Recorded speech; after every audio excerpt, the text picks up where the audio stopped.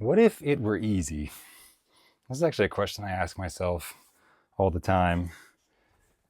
And it's not that my life is easy. I kind of think my life is fairly difficult. I have a lot of privilege that I do think it's important to recognize, but at the same time, I mean, I've got 3 kids and we're running our own eBay store and we homeschool, and there's a lot of things that do demand my attention on a day-to-day basis. But I often ask myself, what would it look like if it were easy? This is a question that I first heard from Tim Ferriss, and it's always stuck in my head because it certainly sounds appealing. What would it look like? What does that version of myself look like that could just traipse through life, still handling all the responsibilities that I have, but with ease? And so today I'm going to walk you through that. I'm packing my first order right now, and I might as well give you the numbers. I'm packing 62 orders for a total of $2,155. So 62 orders, a little over $2,000 in total order value. That's what we're doing today. And that is what I'm going to bring you along with me today on this packing little adventure. Everything that I need is here in front of me. And so basically what I'm going to walk through with you is a little bit the result of me asking myself that question that I first heard from Tim Ferriss. What would it look like if it were easy? Over and over and over again. This is not a one-time thing. I think that refining your processes is a multi-stage thing. It takes revisions. And so this is not just a one-time thing. But I've eventually kind of figured out what would it look like if it were easy. And so I'm going to show you what that looks like. One of the main things is everything's relatively within arm's reach. I have all my poly bags, my boxes, my tape, anything that I might need. I even have a couple of these larger boxes over here to pack these Guitar Hero guitars because I don't stock that particular box in my room here. I keep that downstairs. So before I start packing for the day, I get all these extra boxes that I might need. And I just make sure that I'm set up. I make sure that I've got bubble wrap, and I got a backup bubble wrap back here just in case. I think once you get on a roll, life's distracting enough. So anything that you can do to reduce those distractions, especially as a parent, you know that like when you have an hour or 2 hours, 3 hours to get your work done, that's all the time you get. You don't get more time than that. That is your time. I think as a parent, I've realized how important my time is and how much I should be focused on taking advantage of it. So I'm using Pirate Ship to ship here. And one thing that I always like to do is I like to make sure that I'm sorting by username as I'm shipping. And I do that so that it's easy to see if one buyer has bought multiple items from me in multiple orders so that I can ship their items together in one order. I have a few little tricks in my computer setup here to make my shipping easy. One of my favorite tricks, and something that I don't hear anyone talking about, is a Chrome extension that I use whenever I'm shipping my items, and it's called Type Ahead Find. And what Type Ahead Find does is it just immediately starts searching for text when you start typing keys on the keyboard. So the way that I use it is when I'm shipping orders, when I'm on my orders screen, I just immediately start typing either the name of the item that I'm shipping or the SKU number or the model number, whatever's going to get me right to that item. I don't have to hit Control F or Command F. I just immediately, so in this case, I'm selling Super Mario Galaxy 2 tested disc in a generic case. So I'm just going to quickly type Galaxy 2. There's only one result, so I know this has to be the one. I haven't sold any other items with the word Galaxy 2 in it today. So I'm going to click Get Rates on that on Pirate Ship. And that just makes my life a lot easier. Just saving, I mean, I'm about to ship 62 orders, so that's 62 times I would have had to type Control F, because I do find that just grabbing the next item and then finding that item on your order screen is the fastest. It also requires the least mental processing. I think trying to scroll your orders, trying to look for something, takes more mental cycles than I think we need to devote to this. If we can just use an item, a search, like a search feature on a website, or trying to go top to bottom on your orders page and then go try to find the right item to ship, I think all of that is just wasted brain cycles. And so instead what I do is I just literally grab the top item from my picked items here. So this is another thing that makes my life easy, is obviously we pick all of our items, and that's eBay speak. I see most of the people watching this are eBay pros, but we get all the items that have already been ordered for the day. My wife helps me out with this all the time. Heather, thank you so much for that. She grabs it from downstairs and brings it up here. So she's really good about helping prep me. But you're also seeing that pretty much all the items that I'm shipping today are either in this little shipping box or they're already boxed up. And so another one of my strategies here for making shipping a lot of items easy is anything that's big, I already have it packed up in a box. Because what I found is when I had a big sales day, but I was selling a lot of big bulky items, I started to dread it a little bit because packing a lot of big bulky items in one day kind of sucks. And so I just pack anything big and bulky into a box already during my listing process. And then I just slap a SKU number on that box. And so when it sells, all I have to do is type in that SKU number, put a shipping label on it, but everything else is ready to go. It's already been wrapped up with bubble wrap. That also makes it easier because sometimes for these larger items, you may or may not have the right amount of boxes or the right size box, or maybe someone buys more large items than you're anticipating. And so this kind of front loads that responsibility where you already know you have the box. It's already packed in the box that you need to ship it. Now there are small exceptions. These Guitar Hero controllers just take up so much space in their box that we stack them together with the SKU numbers right here on the top. And then I do pack them in this box, but I don't dread that. I find that quite an easy process as they are so lightweight. So even if I'm shipping when I'm tired, it's not that hard to throw them in one of these boxes that's specifically sized for them. I'm not doing any kind of Franken boxing or anything. I have the box sizes that I need. So I hope you're starting to see a pattern here in the sense of, okay, this is a good opportunity to always double check. One of the reasons that I like Pirate Ship is right in front, I only picked one of these games, Call of Duty Black Ops 2, and I actually need to pick two of them. But thankfully, when I typed in Black Ops on my orders page here on Pirate Ship, it immediately searched to it. But I see right in the front, it says 2X. And so I would just be able to go right back here. I think it's going to be in one of these. So that's something else that I've made quite easy on myself. Yep, here we go. Another Xbox 360 edition, Black Ops 2. So these quicker selling video games, I just keep them right here in my store, literally under my photo box. So I list them, I put them down there. Typically video games sell in a couple of days, and then I can ship them right here on the other side of the room. So those video games don't have to travel very far. They often travel, somewhere in this room as I'm processing them, over to that disc resurfacer, then into the photo box to get listed, and then right down there to sit on my eBay store, and then they get shipped right here into one of these bags. And that's a pretty short travel. And I noticed in a lot of the advanced resellers, you'll notice as they're designing their space or talking about the way that they design their space, they often talk about designing their warehouses in a circular motion, or just making sure that items are not needing to crisscross or move more than they need to as they come in for processing. So I have kind of thought about that as I've designed this room. This is certainly not a warehouse. This is just a bedroom in our house. But I bring the items into the front door, I test and process them, then I bring them over here for cleaning, then prepping, and then listing. So I have kind of developed a bit of a circular feel to my room here, and that's made it feel a lot easier to be listing and shipping a ton of items. Because just to give a little background on our store, we ship 30 to 35 items a day at an average sales price of $30 to $35. Today I'm shipping $2,000 worth of items, $2,155. And that's because sales go up and sales go down. We have slow days, we have fast days. That's how it goes. And I don't have a very steady listing.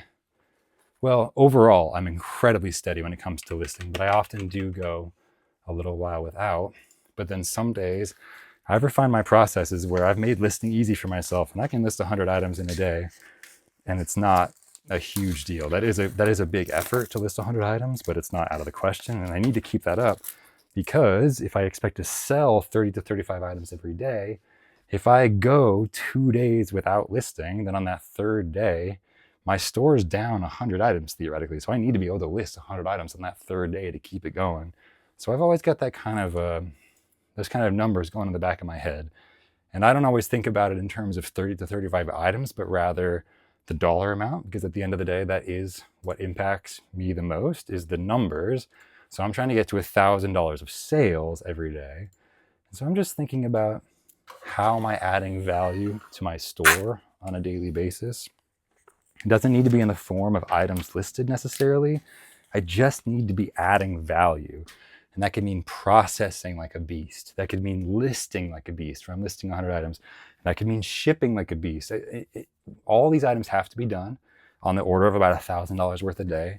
And so all these processes that I'm working through are really the result of me just continuing to ask myself, what would it look like if it were easy? So, for example, with these games, I found that they go into a high quality bubble mailer and they don't need anything else. I have them in a nice high quality generic case that I ship them in. That goes into a bubble mailer. I don't have to wrap it with bubble wrap. One single, strip of plastic gets peeled off. My trash can's right here next to it. I can fling it in. I got a super tall trash can to make it easier to fling, because other eBay nerds know those things get caught to your fingers with static electricity. But if you have a nice tall trash can, then that static electricity helps them stick to the sides of the walls of the trash can if you can just flick it close enough to the trash can. So that's my little tip of the day there for you there. Hopefully there'll be more than one tip in this video. We got a lot of items to pack here. We're making some progress. Right now we're just getting through all these games, and then we'll just move on to the next thing. I literally don't put any thought into what I'm grabbing here. I'm literally just grabbing the next thing. I'm typing in the name and I'm clicking get rates on Pirate Ship. And all of these I've pretty much shipped before. I don't think I've had to type in the dimensions a single time. It's just all been clicks, because Pirate Ship, one of the cool things about shipping with Pirate Ship is it remembers the last item that you shipped with that name, or with that eBay item ID. I'm not sure which one it is, but it will then suggest the exact same dimensions this time as last time. And I found that to be incredibly helpful and accurate. I tend to just ship the exact same way every time, so it works out great.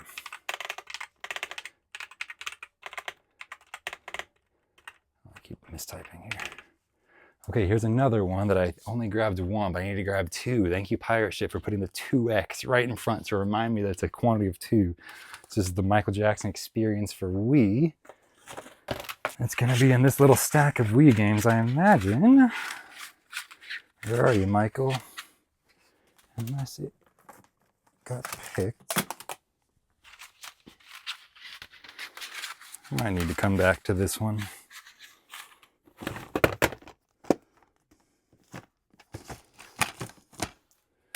I'm not sure where Michael Jackson is, but I will come. He might be down. The other Michael Jackson disc might be down there in that bin somewhere else. So I'm just gonna move on, not spend too much time on it. So sorry for that delay. And I've got that timer ticking in my own head too. I try to allot 2 to 3 minutes per item. So for a big pile of orders like this, I would allot myself for everything, for the prep and bringing everything up on that high side. So 3 minutes per item, and this was 60 items. So it's 180 minutes. That's about 3 hours. I'm hoping to get that done a lot faster than that. But just, I think it's a good thing to set your expectations really conservatively, and then you always feel like you're coming out ahead. There's a really funny quote, and it's actually a kind of fake law of the universe by this author that I love named Douglas Hofstadter. And he invented his own law. And old Mr. Hofstadter, Douglas Hofstadter, is a big fan of recursion and things that refer to themselves. And so Hofstadter's law is any big project will always take longer than you think, even when you take into account Hofstadter's law. So it's a law that references itself, which it just tickles my brain in a really funny way. But I think it's a lesson more for like project management of the bigger and more complicated your task gets, the harder and harder it is to really estimate how long it's going to take. And even when you know that, it's still hard to estimate how long it takes. Even when you know, it's hard to estimate how long it takes. So I love any form of recursion. That always tickles my brain. So I like that. So what would it look like if it were easy? Well, I think a lot of it is just about mindset too. I think I've said this before, but shipping items is the victory lap. Like, this money is already on its way to my account. All I got to do is fulfill this last little bit of the process that we signed up for as eBay resellers, and we're getting that cash. So I see this as, this is the victory lap. Where like, yeah, your legs are tired, you've been working on everything else. Sometimes I do save packing orders for towards the end of the day. It depends on the flow of the day. In the beginning, for beginning resellers, I do recommend getting your orders done first thing, because that is the one thing of the day that is time pressing. You know, orders do need to get done by a certain time. And thanks to Hofstadter's law, with these projects, it can be really hard to estimate how long it's going to take you to ship your items, especially as a beginner. It gets harder and harder. Or it gets easier, I think, but it's harder the earlier on you are in the process. And so I think as a beginner reseller, getting this hard stuff done early is super important. And I just made my first mistake, but I actually do this quite a bit, even when I'm not chatting on YouTube. But I packed this thing up before I could search what it is. So one of the things that I do to make things easy is I always try to, and I'm trying to obviously still train my brain, but I'm going to try to find this item on my pirate ship and pull up the shipping page before I put it in a poly bag, because I just had to cut that poly bag open, and I'm just moving on. I'm not going to beat myself up about it. And we are moving on. This is Wii Sports Resort. Sells for $27.99 plus shipping all day. Just, you gotta love an item like that. Takes me, less than a minute to pack, and whew, love a game like Wii Sports Resort. Throw that on the resurfacer, throw it in a new case, get it to some family who's probably going to play it on the next family reunion or something. I think Wii Sports is one of those games that has retained its value in the market. Like, I think partly literally because people still enjoy playing it so much. I don't think it's collectors driving that price up. I think it's families who are like breaking out the old Wii and wanting to relive some memories. Okay, so this particular game, Fallout 3, is in a special edition slipcover here, and it's not fitting in my typical 6x10 bubble mailer that just barely fits a DVD disc-sized item. So I'm just going to wrap it with a couple layers of bubble wrap and put it in my medium-sized bubble mailer, which is a 13x10, and that should work just fine.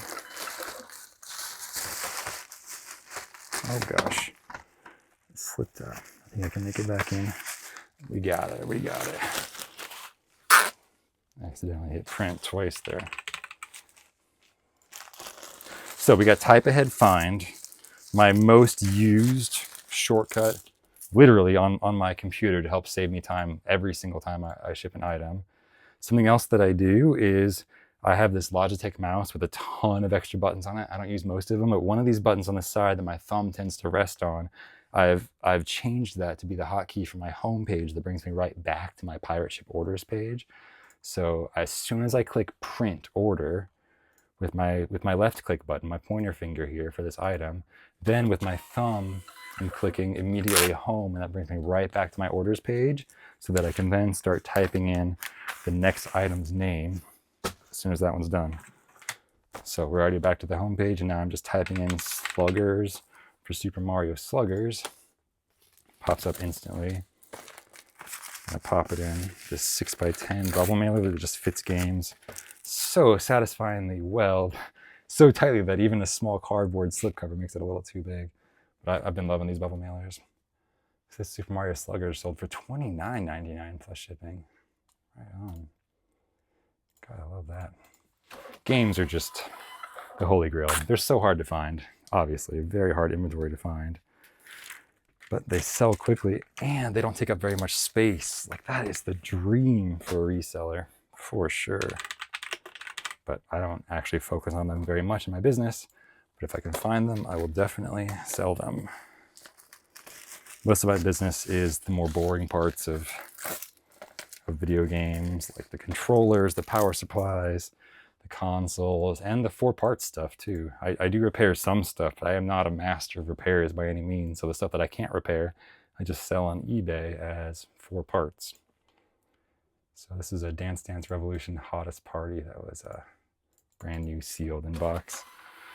Still, I did not see the selling price, but it was under $20 from my memory. Not a big seller here. Got another Wii Sports in sleeve with manual as well. Just such a solid seller. I think so many people have great memories playing Wii Sports, tennis, and bowling with their family. And the Wii consoles are just absolute tanks. They're all still working. Wii consoles never break. I mean, it's just like, of all the consoles that I've ever seen as a reseller, I think that Wii's are the most likely to be working. They're just, I think the build quality is just incredibly high on those. So all these families, in my memory, all these customers that I'm selling these to are just families who still have their Wii somewhere plugged into their house in their basement or something. Hoping to spread some joy like that. We're almost through with the games here, and then we can move on to just everything else. So what would it look like if it were easy? I think a lot of it is about attitude.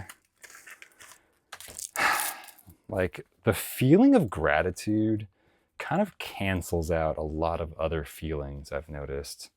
If you can tap into gratitude for something, I think a lot of the other feelings you might be struggling with, doubt, insecurity, or just ungratefulness, tends to kind of melt away, for me at least. Like, all the kids are sick right now downstairs. Like, they were up, there's their stomach bug, and I'm not going to get too into it, but like typical kids being sick stuff, right? And I'm not feeling the best I've ever felt, but I'm just choosing not to identify as sick today. I think you parents know what I'm talking about. Like, I'm choosing not to take a sick day, and I think that mentally, I know that I can power through this one. So I'm just deciding that I just happen to be a little tired. Like, my voice happens to be a little bit scratchy, but I'm not identifying as sick today. Like, I'm not gonna go hang out with anyone else. I'm not trying to infect anyone else. I'm not pretending to that degree. I'm not gonna be stupid about it. But that is something to be grateful for as an eBay seller. Like, there's two ways I could think about this. Like, oh dang, I have 62 orders to pack and I'm not feeling well. I'm not gonna say I'm sick, because I'm not. I just happen to have a scratchy throat and be tired at the same time that all my kids are sick downstairs. Totally coincidental. I think one way you could look at it is, yeah, I have to do all these orders. I think another way to look at it is, I'm about to generate over $2,000 worth of sales from my eBay store with a sore throat. And I can go take a break if I want to. And if I need to wipe my nose, and I'm not going to worry that a coworker is going to be giving me side eye or something. Like, I can get this done and be sick at the same time, and I'll go make myself some chicken soup afterwards. But I just made $2,000. I mean, I did a lot of work leading up to this, listing these items and finding them and all that. Like, it's not like it all happened today, but I think if you can get in that mindset, I think that's going to help you out. It really helps me out. Like, gratitude just erases. It's like a trump card for emotions. I think it just erases a lot of the negative stuff. If you can just get into that gratitude mindset, and there's a lot of ways to get there. There's always someone who's got it tougher off than you. And I think that's for real, It's important to recognize your privileges, to use some more modern language about it. I think it's the same thing. It's the same thing. It's just recognizing that, yeah, we all have privileges, I think. So I've got no reason to complain here. This is all problems I've created. And I'm not referring to my children exactly when I say problems I've created. But having children is certainly tough. And I love that it's my problem. And I never complain about it, because nobody else cares about your parenting issues. Like, it's your kids' stinky diapers. Like, you chose that. And I did. And I actually, it got me in a really gratitude-focused mindset of like, this is the hard that I chose, is just wiping thousands of butts until they eventually learn to wipe their own. But like, yeah, you signed up for this, right? Not thousands of different butts, the same butts over and over again, to be clear. Gratitude's pretty amazing. So this is my journey here. We're going to pack these items together. What if it were easy, from Tim Ferriss, is kind of the first idea I wanted to talk about. The next idea is actually from a book that I mentioned the other day called Anything You Want by Derek Sievers. And Derek started a business called CD Baby. That was a business that catered to independent musicians, and they helped them publish their music online and get paid for it. And what Derek said, and he practiced as well, is that it's better to have a lot of small customers than a few large ones. I'll say that again. It's better to have a lot of small customers than a few large ones. And I'll kind of explain his thought process. And I had never really made up my mind on this, but I had always been hesitant to go into a relationship with a larger buyer of my items. Maybe we're trying to find some kind of a wholesale buyer to buy my items in bulk.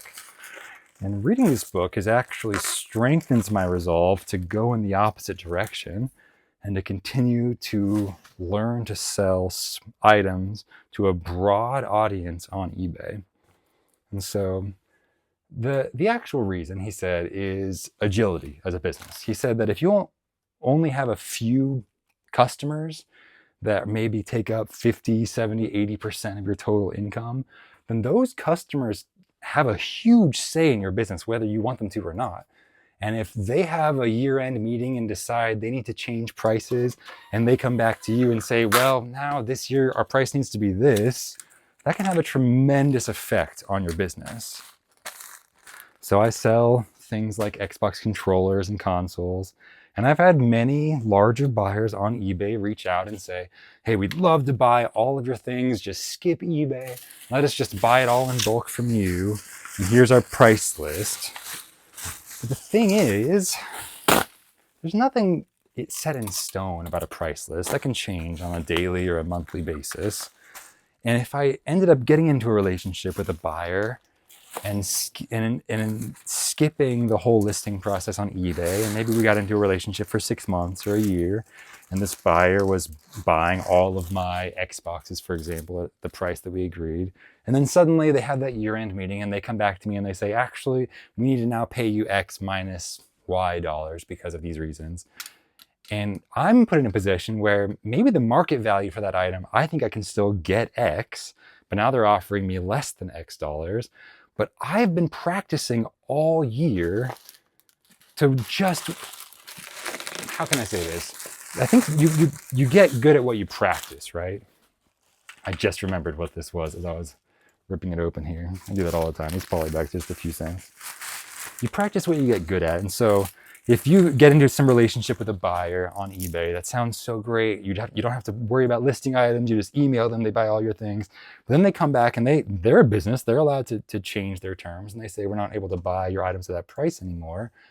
You haven't been practicing listing on eBay. And those buyers that you used to have maybe on eBay have now gone and found other people. And so your eBay store is also not primed to be selling more items to individual customers. And I actually think that it just puts you more at risk. I think if you focus on selling your items to a broad range of customers, I'm just trying to sell my items at market rate to a broad range of customers. I think there's a reason that other websites use eBay as a measure of what the actual market price of something is. And it's because eBay is a pretty good measure of that. It's a worldwide marketplace. The fees are reasonable. So I think at the end of the day, it ends up being a pretty good measure of how much an item is worth to check the sold comps on eBay. And that's what I'd like to have that freedom to do, is to continue to get close to market price for my items. Like I've said before, everything's on sale. Like I'd rather just sell it. Like I immediately send 10% offers on my items. So I'm not trying to get full market value necessarily, just close enough to make a healthy profit and move on with my life. Let me type this in. This is a Connect 360 sensor bar. Pretty cool. I was talking to a buddy the other day, shout out to Jason, and he was telling me that the original Xbox 360 Connect, there were two versions of the Connect, the Xbox One and the Xbox 360. He was saying the Xbox 360 Connect, the previous version, actually has some more advanced technology in it in the sense that it actually has a depth sensing IR sensor in addition to a camera to help detect your movements. You know, the Kinect is this big bulky camera you're supposed to put in front of your TV, and you can play games just by moving your body. But with the Xbox One Kinect, instead of having this expensive IR sensor, what he was telling me is they just used 2 camera lenses at a slight offset. And based on the amount of distance between the 2 images, it was able to process just using math, doing like an offset of how far apart are these 2 images, that can actually triangulate how far each point in the image away from the sensor it is. And so it needed more processing power, but much cheaper lenses to actually get that same effect of calculating depth and where you are in space using just 2 regular cameras. It's pretty mind-blowing, actually. I love talking about that. Speaking of talking to buddies, got to give a shout out to my friend Alex, who just reached out on my YouTube channel, Obi-Wan Smokey. Shout out, bro. One of my good buddies. Used to ride electric unicycles and one wheels together, and Super 73 electric bikes and all that stuff. And we have a good time. He's still out there riding in Portland, Oregon. Shout out, Alex. And he popped up on my YouTube. The coolest thing. I have said it before, but I literally only started this YouTube channel to connect with other like-minded people who are into this stuff. And it all stemmed when I was watching another content creator, Zachary Blair, and I realized this is the kind of content that I love listening to, and I think I could make that too. This just sounds like me and what my buddies talk about. Like Zachary, I think we'd be buddies if we lived next to each other, man. I feel so similar in a lot of ways to you. And I just decided to try to capture that energy of just chatting with my buddies. So this is my first UPS package of the day. This is going in a separate pile. So right now I'm just throwing all of my finished packages in piles, and then I will count them and pack them into IKEA bags at the end of the session here. And that will give me my counts when I schedule the pickups for tomorrow morning. So I'm feeling some momentum right now. I think we might actually, and now I'm missing a Joy-Con too, so we'll see. But I'm gonna get most of these done. $2,000 worth of orders. I'll at least be able to pack, I think, $2,000 worth of orders here on camera and make it look hopefully somewhat easy. What's my heart rate at? 99. Okay, a little bit elevated. Okay, maybe I'm talking too soon. Maybe I'll be sweating by the end of this. We'll see. I'm on a like an ergonomic mat that I like to move around on, and it's got all kinds of fun features, like things I can stretch my calves on and little balls. So I'm always able to move around. I mean, because I do sometimes plant myself for hours, and I'm not quite at the stage of tech and sports where he's got that walking treadmill, but I've considered it. I think I might be doing it at some point. If I start making a lot more content at this space, maybe, but I kind of like bringing the camera with me, whatever I'm doing. I don't tend to spend a lot of time at the computer. In fact, the only time I spend at the computer is just shipping. I do all of my listing from my phone and all of my shipping on a computer here. And it's just the workflow that has worked for me. I find it's a very individual thing. Everybody's got their own preferred method. This is a lot of 5 Wii power supplies that I'm selling here. I've got multiple listings. This is a strategy that I've kind of stumbled upon, but for these items that I have a lot of, like these Wii power supplies are kind of a dime a dozen, but they're also still useful. Like there's a lot of still working Wiis out there and there is demand for them, but I tend to just accumulate them. And so I have multiple listings. I have a listing for a single power supply, but then I also have a listing for a lot of 5. And it's a little bit sloppy, but I tend to just keep all my Wii power supplies in one bin, all the ones that I've already wrapped up with twist ties here. And then I'll just pull them out as they sell, and I'll just make sure that the quantities are somewhat in the ballpark of what I can kind of eyeball in the bin. making sure that I have some wiggle room, that I'm not like overselling for sure. It's the worst thing you want to do is cancel an eBay item that you already sold. So just something to keep in mind. So these 5 Wii power supplies are going into a 10 by 8 by 4 box with just 3 sheets of bubble wrap. So well under $1 in terms of shipping materials. And these will arrive safe. These things are built like tanks. They really don't even need bubble wrap, but it's more, I think bubble wrap is almost a psychological thing too. I think for some customers, especially for the higher value items, they want to feel taken care of. And so just including something that feels intentional, I think goes a long way. I don't include business cards or anything at this point. Okay, so this is a little bit overstuffed. And so this is a 10 by 8 by 4 box, but I'm actually going to type in the dimensions, make sure it says 10 by 8 by 5, because that is definitely bulging bigger than a typical 10 by 8 by 4.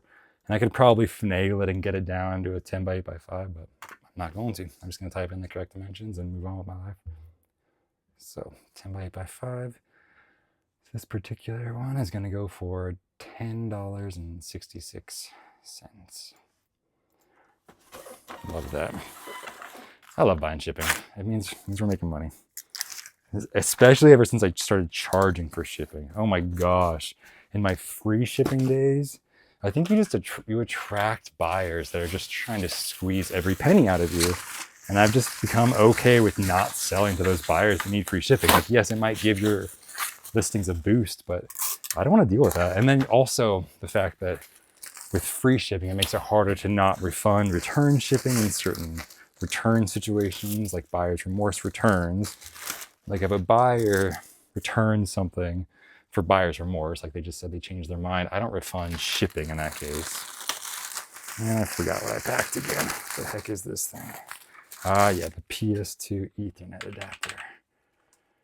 I think I'm definitely doing more of this mistake where I pack something before I type it in, because I'm also talking to you at the same time. But it's worth it. This is keeping me in the zone. I hope you're getting some work done too out there. We're going to get through this, I think. 62 items, $2,155. At least $2,000. I have a Wiimote here that's missing a nunchuck I might need to go track down, and a Michael Jackson disc that still needs the other disc, because I think someone bought 2. Besides that, I think everything else is right here behind me, and I'm gonna get it packed. Get this thing done. So I wrote down some notes on this little 3x5 here. I want to talk a little bit more about having many small customers versus a few large ones. So I'm prioritizing for freedom in this business. I really appreciate having the freedom to do whatever I want and to set my own prices, and especially in video games, but really in fashion and clothing too. I don't think it's especially in video games, actually. I take that back. I think it's just with the way that the internet is, prices fluctuate fast. And it's nice to be able to be agile as a company and raise your prices. But if you already have a set agreement at some price, it makes it hard. I'm not having to ask anyone permission for anything. I'm just listing my items. And if I do have regular buyers, but they have to buy it at my market price. And sometimes I raise the price when I list my items for sale. And sometimes they'll give me the same offer as before. And if I know them, I'll give them a better deal. If I know my returning customers, I definitely take care of my returning customers. But I'm also not trying to take a haircut off the listing price or the sales price when I don't need to. And we're trying to extract value out of these items. This is just a little hoary gamepad here. For $14.99 plus shipping. Hori is kind of a brand that I get mixed results from. Hori, I think the quality is decent. They make third-party video game accessories for Nintendo, Sony, Xbox, and all that. Some Hori items are incredibly sought after, and I just can't predict it. Some of them are just kind of normal price, like it's a $15 controller for your iPhone where you can play, Fortnite or whatever with a controller. But some Hori items, especially the arcade joysticks and things like that, can be worth a couple $100. So something to look out for. Hori is Hori. It's definitely one to look out for. They don't always even feel the highest quality. I don't think it necessarily is the highest quality video game brand out there. But some of those items go for crazy, crazy prices. It's just a random laptop hard drive, 80 hard drive. An 80 gig hard drive that I sold for $3.99. This probably came out of a PlayStation 3. And I'm sure I checked it. I'm sure it's working, but I tend to upgrade those hard drives or replace them. Or I also tend to get more than I need because a lot of these consoles are broken, so I tend to accumulate these hard drives. And so, just like Kevin Commonwealth Picker says, when in doubt, part it out. That's one of the most helpful bits of reseller advice I've ever gotten. When in doubt, part it out. Man, it really is the way to get value. And I think it goes right in line with what I'm talking about, where we're just catering to small customers.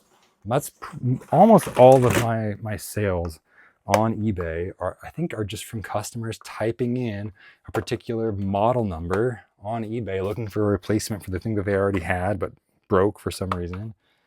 And my listing happens to pop up for whatever reason, maybe because I have good metrics and a competitive price. And I just do that over and over again. I'm selling $1,000 a day, and that's mostly to just new customers.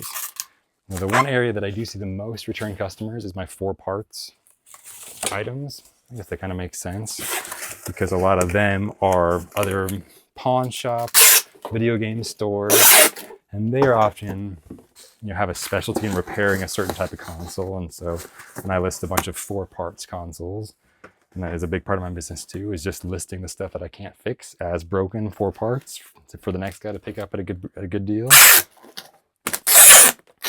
And a lot of those are my return customers, or those people that are saying like, hey, I want to keep buying your 4 parts guitars. I sell all of my Guitar Hero guitars as 4 parts because I've found that Guitar Hero players these days are just incredibly intense. The people that are still playing them and actually care about this stuff.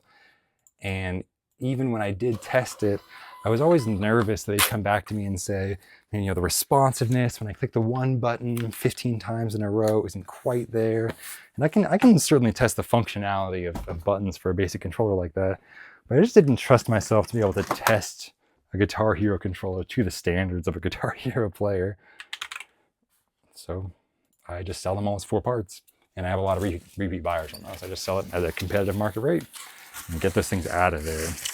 Especially those Guitar Hero controllers, they're not super valuable. I think those controllers only go for 10 or 20 bucks plus shipping, so not a great price. And so I'm gonna list them very competitively, pricing wise, just trying to get them out of here because they're taking up too much space in my garage, and I gotta replace them with more valuable items per cubic inch.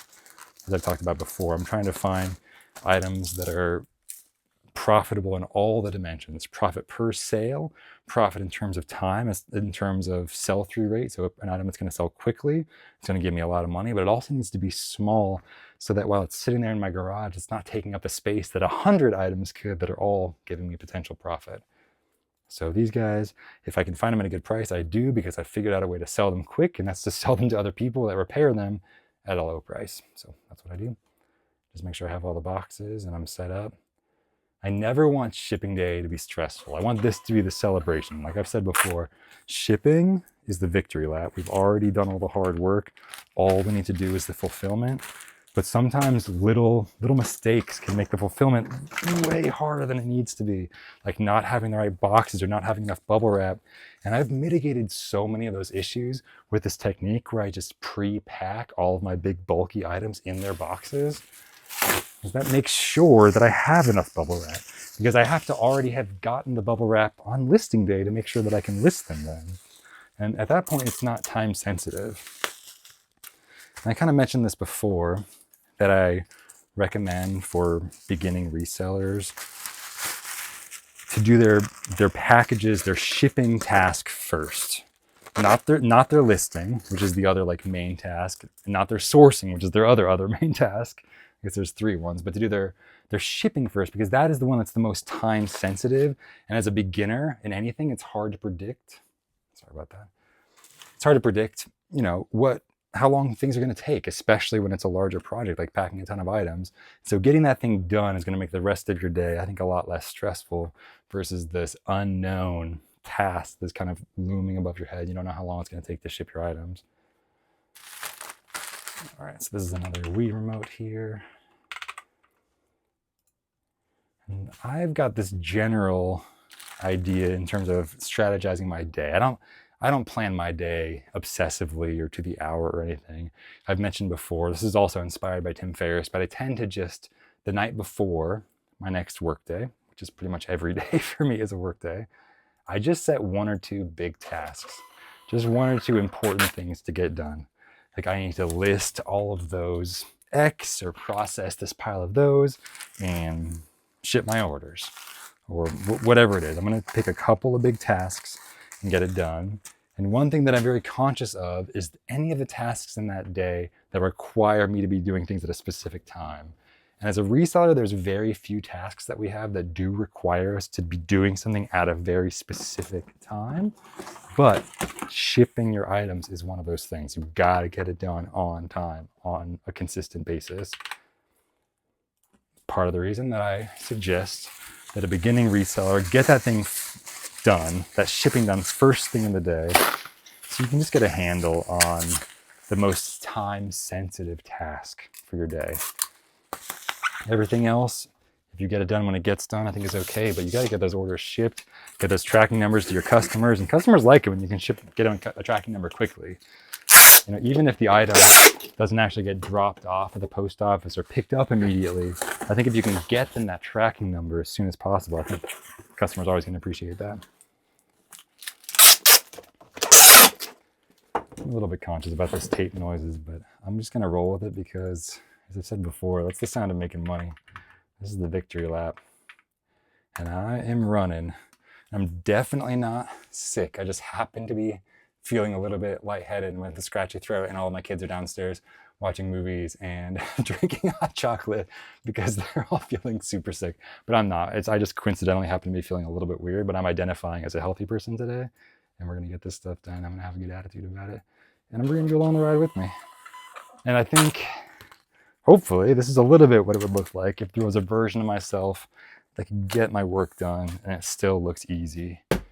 And that is the cool thing. I think we need to remain in that gratitude mindset when we're working on eBay, is that it could be so much worse. You could have a boss standing over you. I went to grad school after I finished college because I had no idea what to do with my life, and all I knew was how to get good grades in classes. So I'm like, maybe I'll just go to more classes. So I signed up for grad school. And when I was in grad school, it was a research-based program. I heard that one of my classmates, when they were working in the lab, they needed to sign out when they went to the bathroom. Like their PI, the person running the laboratory there, wanted to know where they were down to the bathroom breaks. And that really freaked me out. And so it kind of set me on a path of figuring out a way to employ myself. But I knew that if I had someone hovering over me like that, I think I'd do worse. And I'm kind of the exception. I was a weird kid. I was homeschooled, and I was the oldest kid in my family. So I didn't have a lot of people to ask for help when I was doing my homework. My mom was fantastic and provided a lot of resources, but she was also managing the other kids. And so I just kind of learned to get my work done quietly in my room. Sometimes listening. Back then, there were no podcasts. God, I would have listened to podcasts.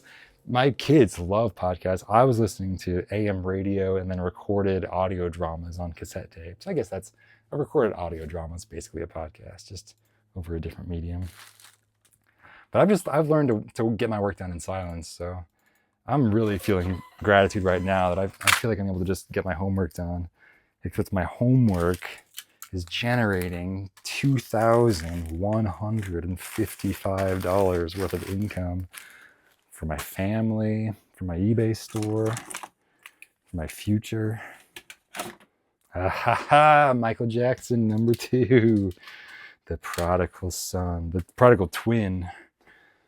And I found the other nunchuck too. I think we might actually process every single order right here in one take. That would be fantastic. So I'm just going to type in Jackson. Thanks to this type ahead find, that brings me right to the correct item. Click get rates. Thank you, pirate ship. Yeah, I'm interested to see how long this video takes. If I actually get all 62 items done right now, I mean, I have definitely timed myself before packing, but not in a couple of months. So I'd be interested to see where I'm at. And there's a lot of prep work that goes into this, obviously, and a lot of work on the back end too. I'm still going to have to count all these things and set them up for the pickups in the morning and all that stuff. But this is a big chunk of it.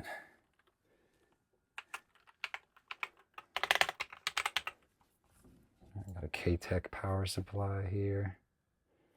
Yep, perfect. I used to sell a lot more of these general electronics items, and they definitely fit the requirement. This is just an AC adapter that goes to something I don't even know. I just list the specs, like the model number and the voltage and the amps, and eventually people buy them as a replacement for whatever electronic is missing its power supply.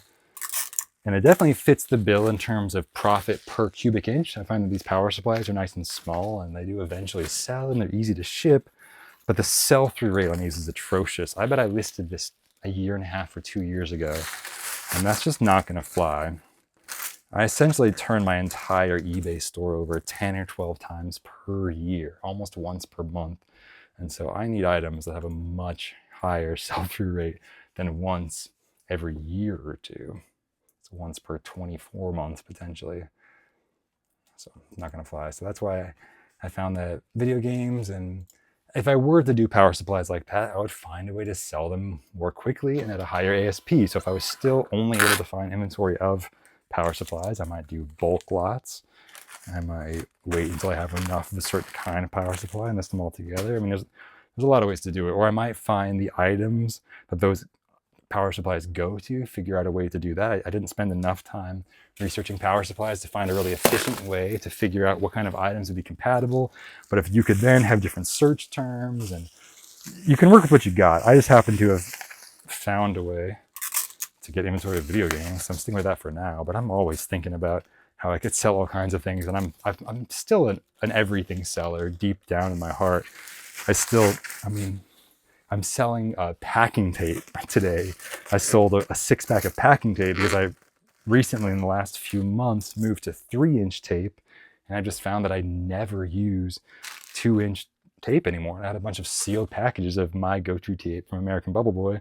So I just listed them on eBay, and those have been selling too. So there's opportunity everywhere.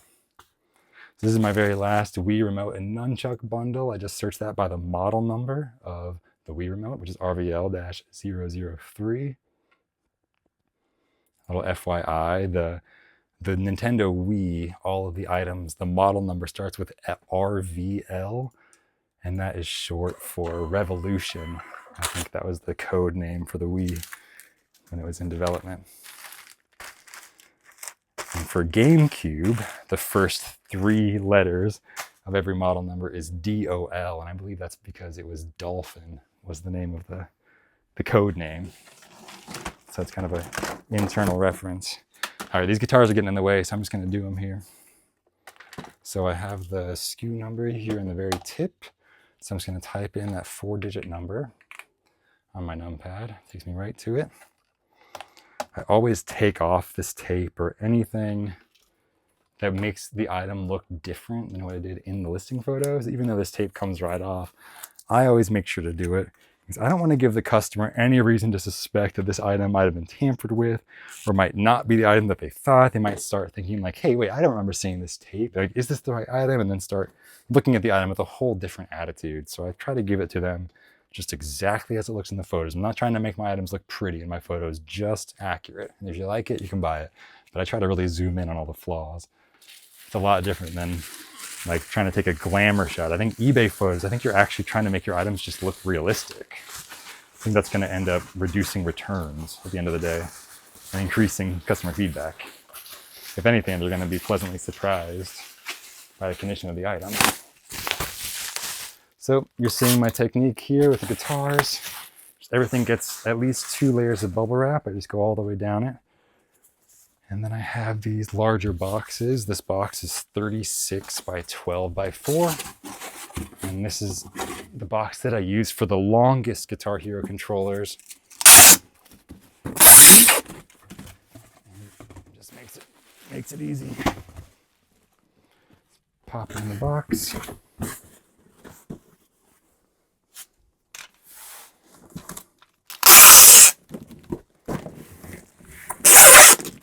There we go. We just packed the Guitar Hero controller in gotta be less than a minute. And the dimensions already saved on Pirate Ship. Pirate Ship, you the real MVP. I just gotta click get rates. Boom.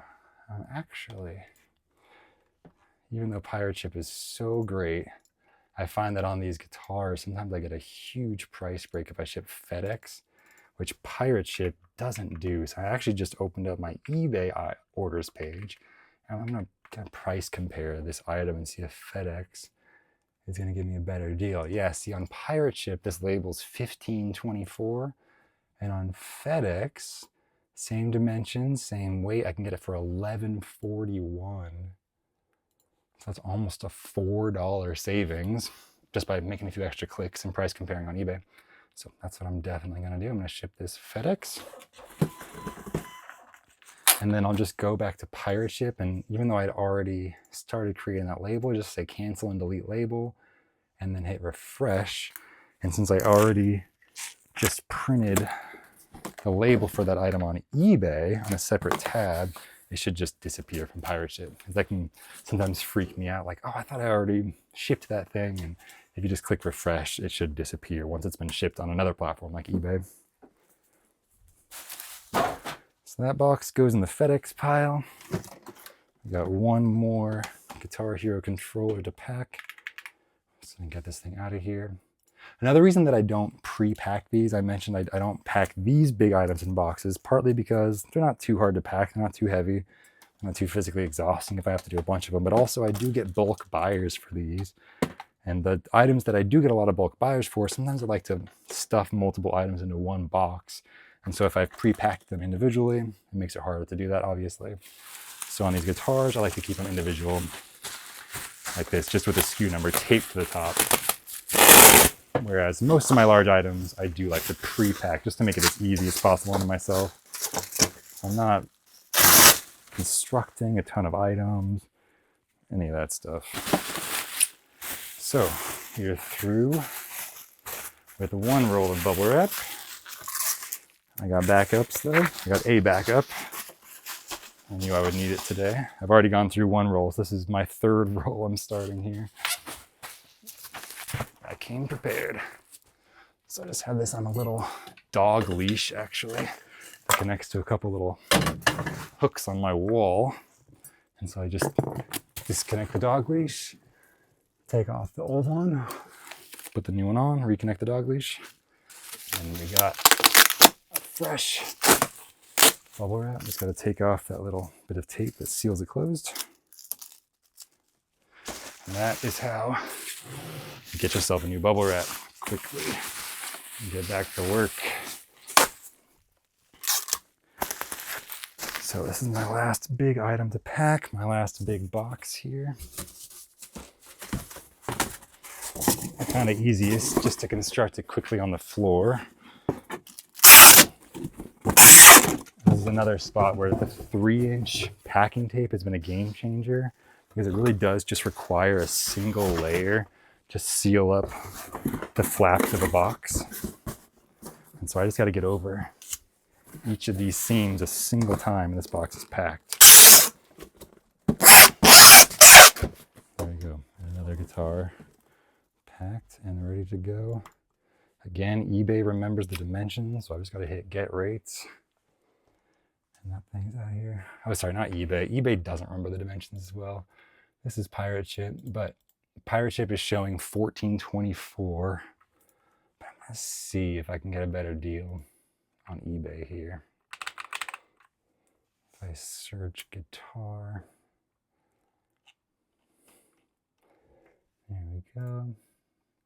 I bet I can get a cheaper rate through FedEx. I'm gonna have to type in the dimensions just to get them exactly right. So the UPS price is exactly the same, $14.24 on eBay, but the FedEx price is $9.19. So I'm saving over $5 by shipping this package FedEx. So that's totally worth it. So a good reason, just I don't price compare every single package, obviously. I think that would be too time consuming. But for these larger ones, if I see that pirate ship price a little bit higher than I like, I just go ahead and check the eBay shipping service, because eBay also gets really good rates from FedEx. And I found that FedEx offers really competitive rates on the large boxes that are not super heavy.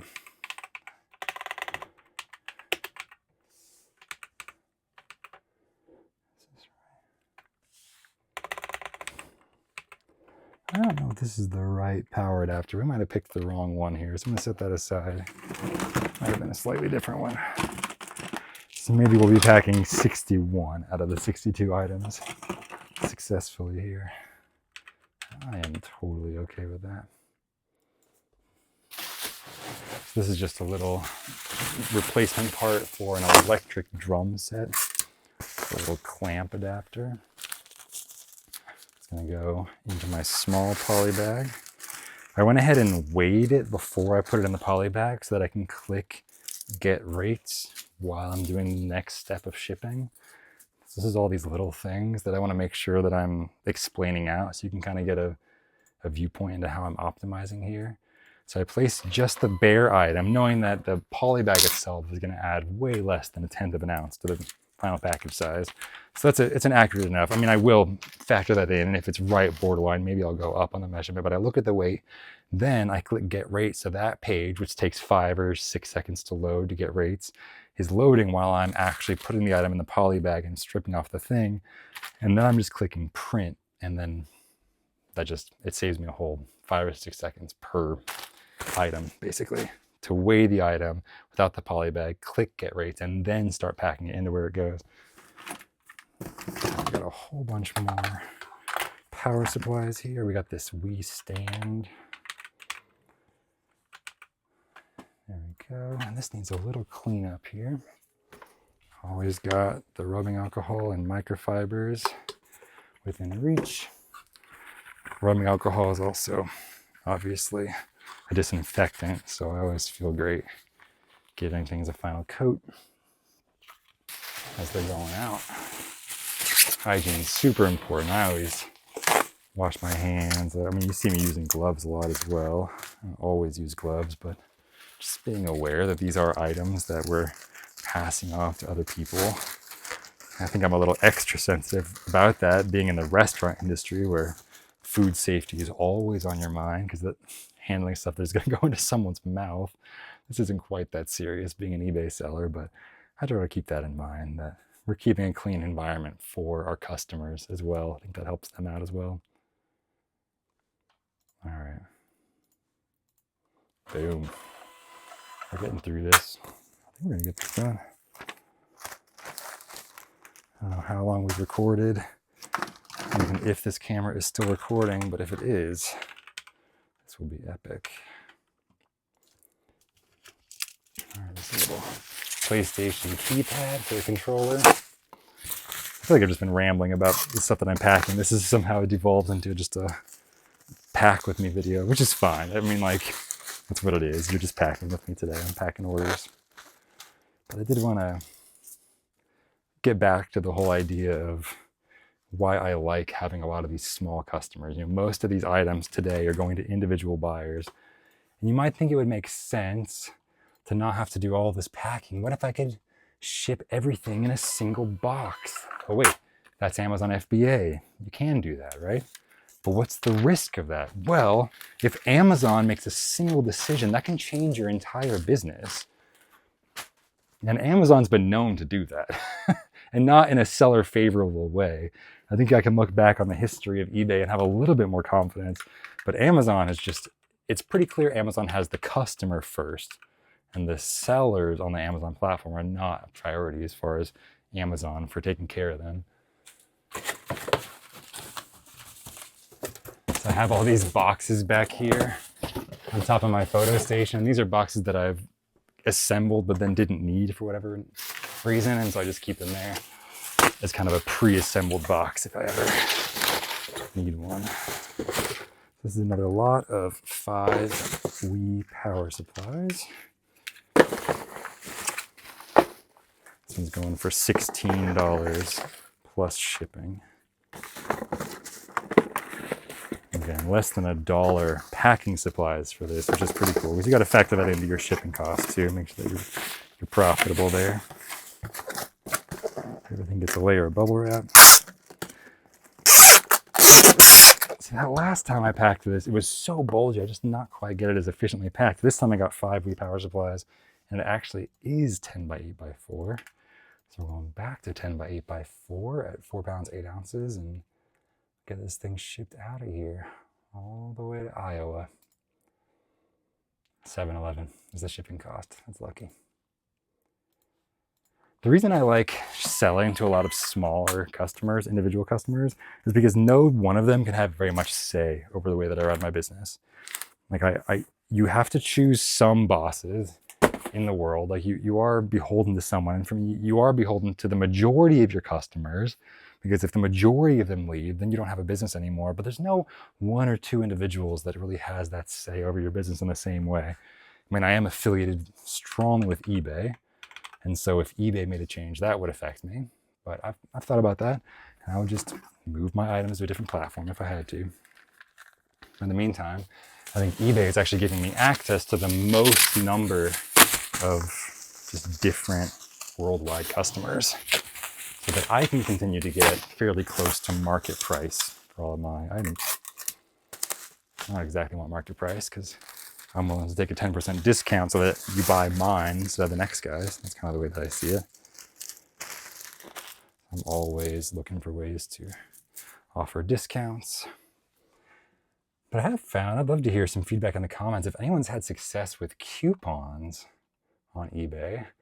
I did try a coupon experiment this year on eBay and found that people were buying stuff with my coupon, but I had no sales lift. Like my number of items sold per day was exactly the same. And when I first turned on promoted listings, like I increased my sales by like 50% as far as the number of sales per day. Like it was very clear that promoted listings was doing a lot for that 8% that I was paying into it. Like the volume of sales that I was getting was tremendous.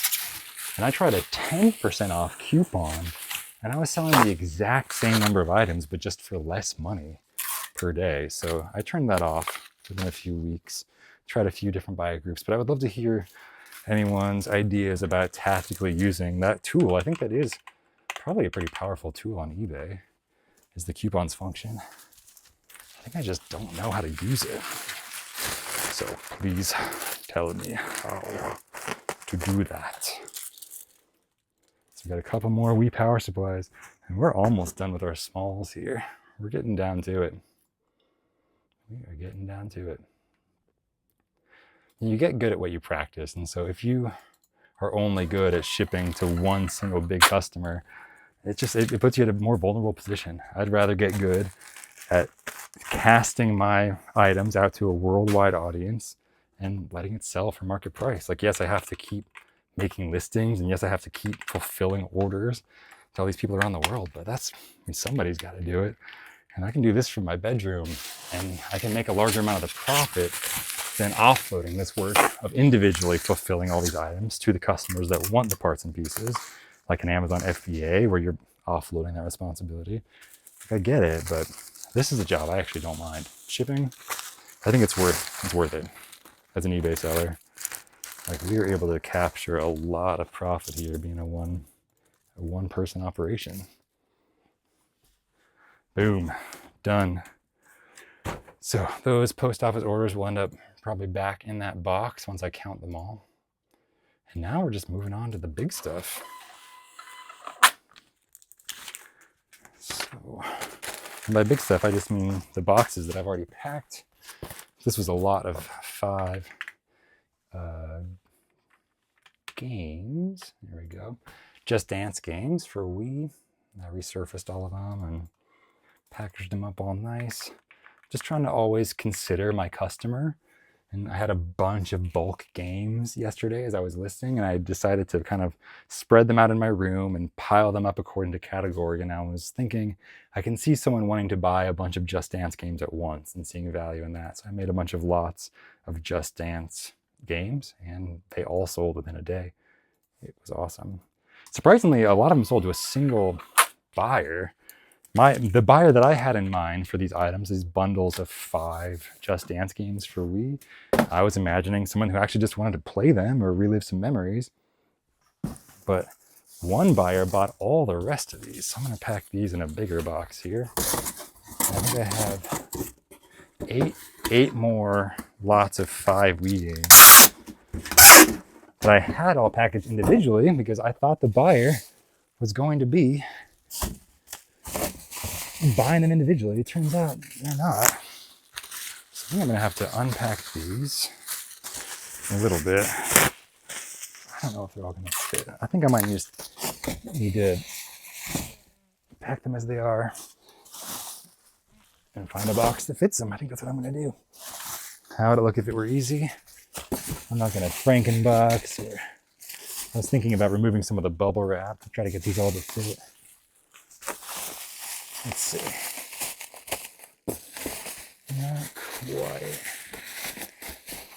It just doesn't quite fit in this box size. I'm going to size up to the next one here, which is a 16 by 12 by 12. One of the bigger boxes that I keep in stock. That's a lot of Wii games going to one person. 40 games going to a single buyer. Pretty good. To quote Larry David. All right, we got a box full of Wii games going out. That's 40 Wii games packed in, 2 or 3 minutes. I had to make 2 boxes. The first one didn't fit.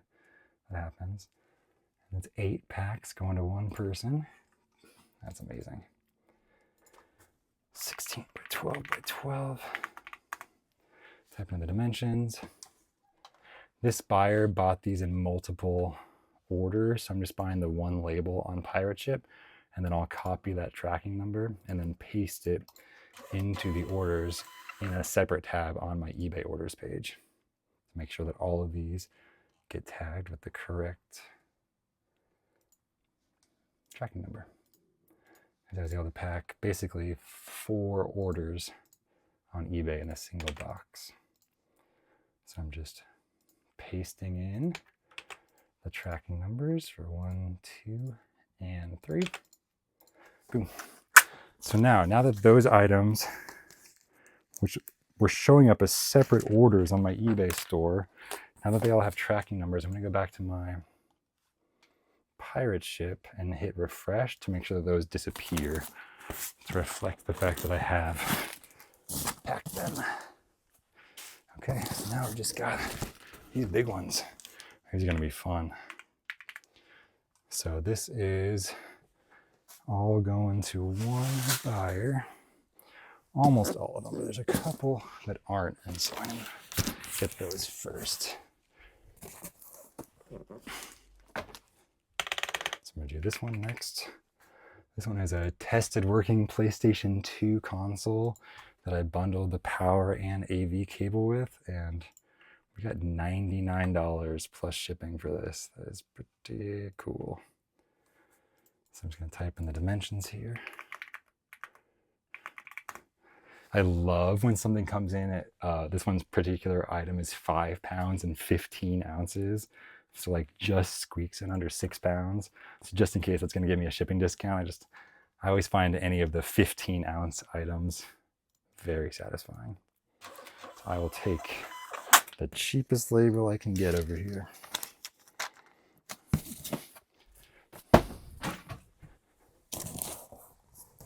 All right, so all of these again are pre-packed. I put the SKU sticker on it that's got a 4-digit code. This is a lot of 2 broken Xbox One consoles. I already had the dimensions saved in Pirate Ship, so I don't even have to type anything in. These 2 broken Xbox One consoles sold for $20 plus shipping. and I didn't have to pack them up. I already did that. You know, one of the things that I noticed when I started pre-packing my big items was that I was much more likely to accept offers. Like, I think it actually made me a better eBay seller because I was more motivated. Like, the hard work has already been done. At that point, you literally just click yes, sell it, and then you can make the shipping label.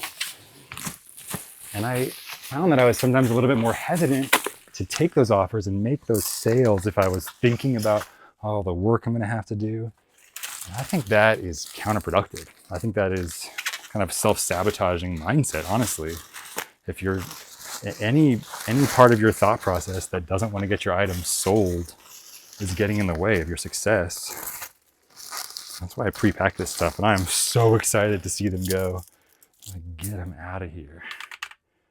As I've said before, I am a wannabe minimalist. I'm not, obviously. I got a ton of stuff, but I try not to have more stuff than I need because I actually much prefer money in my bank account than stuff in my garage. Just, it scales a lot better. So this is some of that 2-inch packing tape that I was mentioning earlier that I don't need anymore. So I listed it on eBay and it's selling. I can sell packing tape too. All right, so I think the rest of these, actually no, I have 2 more consoles going out. And then the rest of these orders were all going out to a single person.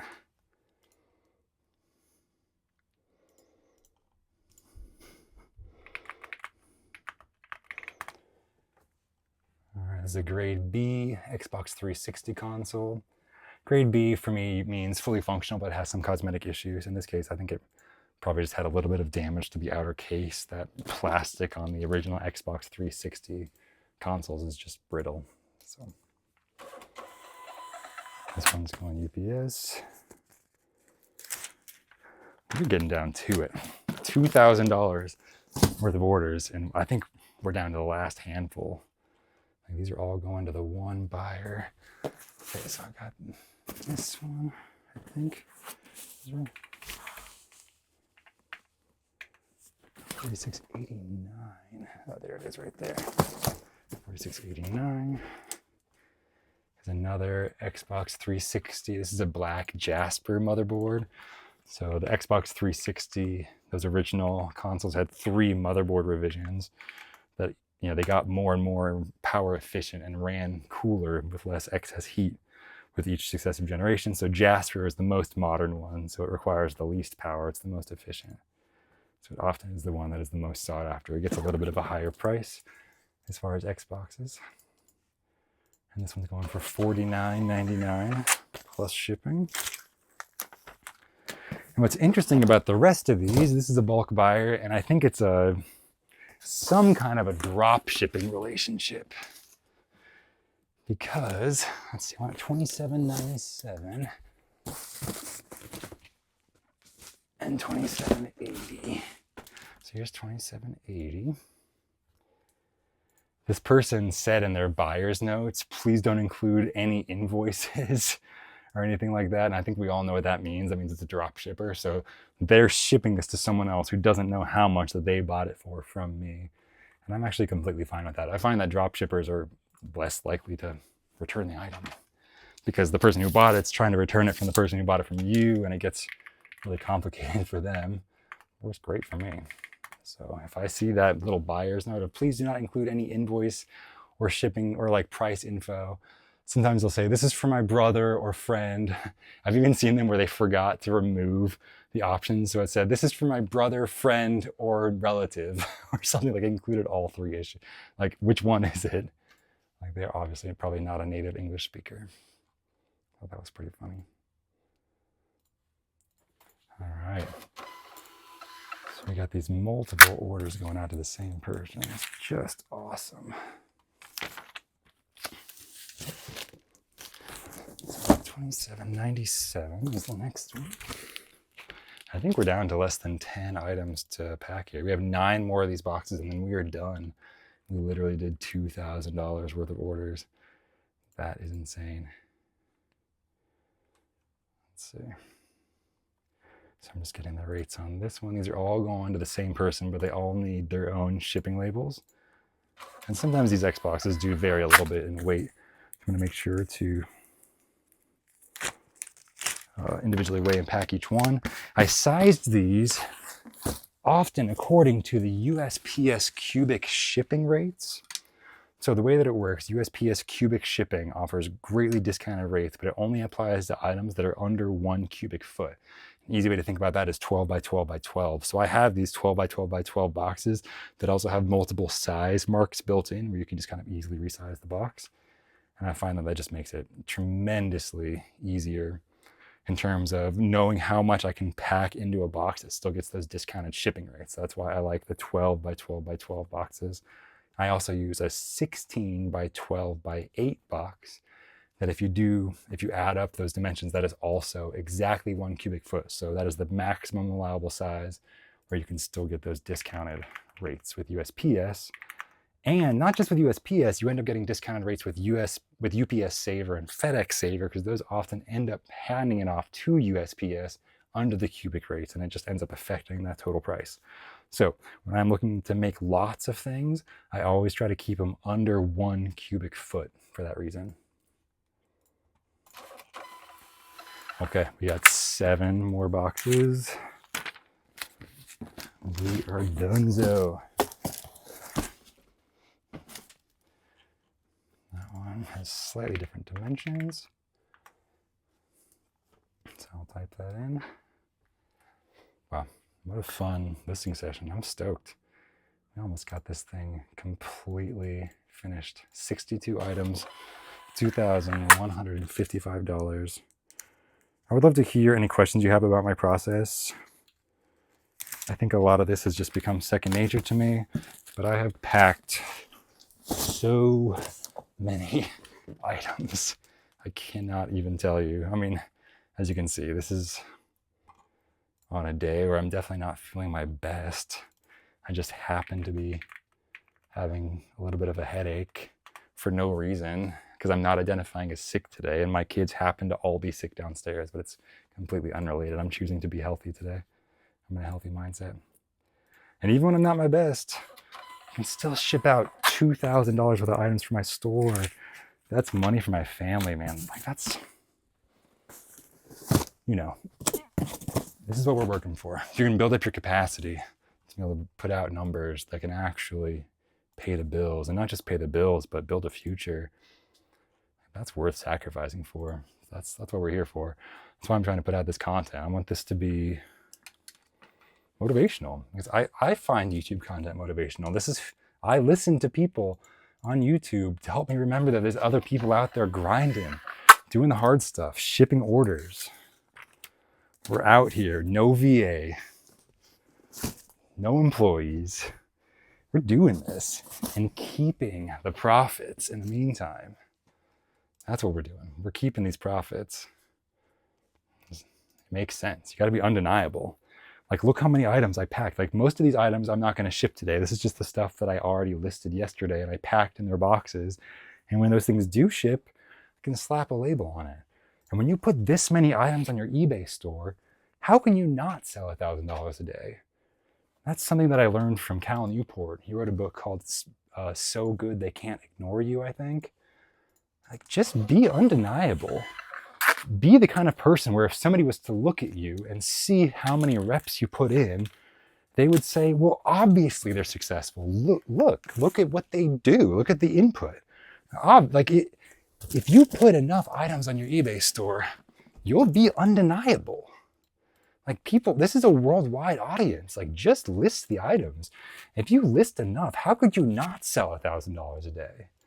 So just get to that point where you're not surprised. Get to the point where you're not surprised. I think that's what you have to mentally prepare yourself for, is to realize $1,000 a day is not going to sneak up on you. You got to get tactical. And you got to get to the point where you're like, well, yeah, of course I sold $1,000 a day. Like, God, look what I put into it. Of course I did. Got 2 more orders here, guys. This is awesome. These are all pre-packed. I put in the work. This particular box, I think I packed 18 months ago, and I've changed my way that I list these items. These are broken Xbox consoles because that's too slow for me. And I'm using this as a lesson, but I'm still selling it. It was on my store. I'm gonna sell it. So here I am. We're out here. Leave a comment in the comments there for those of you out there grinding. I want to hear how many orders you're packing. Hear some daily totals. Let's inspire each other, man. Like we can raise the standard of eBay together. And this is what we're gonna do. One package at a time, one happy customer at a time. I think this is the final package. Boom. All the rest of these I'm gonna go bring downstairs because they haven't sold, but a few of those consoles already sold, as you saw, so I just got to print those labels. We did it. 62 items, over $2,000 worth sold. You saw it happen. Please give me your questions. If something wasn't clear, let me know. If this annoying camera was in the way, I'm sorry about that. We're doing it live over here, folks, so thank you for watching, and I'll see you next time.